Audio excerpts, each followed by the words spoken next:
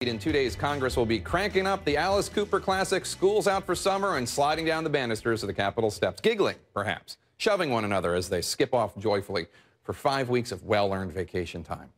Okay, I'm exaggerating a little bit, but the president swung by today to wish his Democratic colleagues well for the August recess and to hold closed-door meetings over the laundry list of stuff they've barely even begun to address. Immigration reform, gun safety, and a plan for the economy among them. According to what some Democrats in the room told our Capitol Hill reporter Dana Bash, the president's visit did not go super smoothly, though, of course, the White House disputes that. Let's toss it to our panel, CNN contributor and Democratic strategist Donna Brazile, columnist for the New York Times Ross Douthat, and Chief Washington correspondent for Yahoo News Olivier Knox. Bonjour, Monsieur Knox. Bonjour. Olivier, House Democrats who participated in the private meeting say there was pushback from one Congressman, Ed Perlmutter, about the idea of nominating Larry Summers, the next chair of the Federal Reserve. What is the tension going on here? Well, the tension is between liberals who blame Larry Summers for some of the deregulation of the economy under Bill Clinton, and who say he wasn't aggressive enough in pushing stimulus in the early era of the first term of Obama. And they're saying, basically, as Mr. Perlmutter told the president, apparently, Larry Summers, bad choice. Bad choice. And the president said, stop reading the Huffington Post, apparently, according to some. Yeah, apparently he got pretty specific about which outlets were. No, Donna, it wasn't Yahoo News. There is a move. There is a big push by a lot of women to nominate the first female chair of the Federal Reserve, Janet Yellen.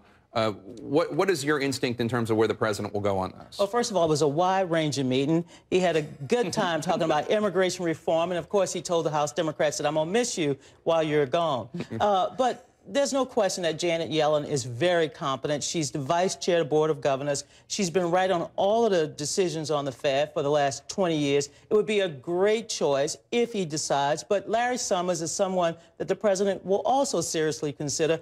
He has a great reputation in this town for being tough. But you know what? He's very smart. He understands the crisis that we faced in the economy. It would be a great choice as well. I don't have a pick, but I do know that Janet Yellen is somebody that many women and men would like to see in that job as well. Right, and there's a really interesting, I mean, insofar as anyone's interested in the Federal Reserve, which everybody is. That's why we're talking about it on television. The ratings are going through the roof. But there's a really interesting policy question here, right? Which is that people have a strong sense of where Yellen stands on quantitative easing, on the whole essentially policy, with Bernanke in the current. Yeah. And with Summers, it's a little more ambiguous, and he's made comments at various points about sort of expressing some doubts about the Fed's role in goosing the economy and so on.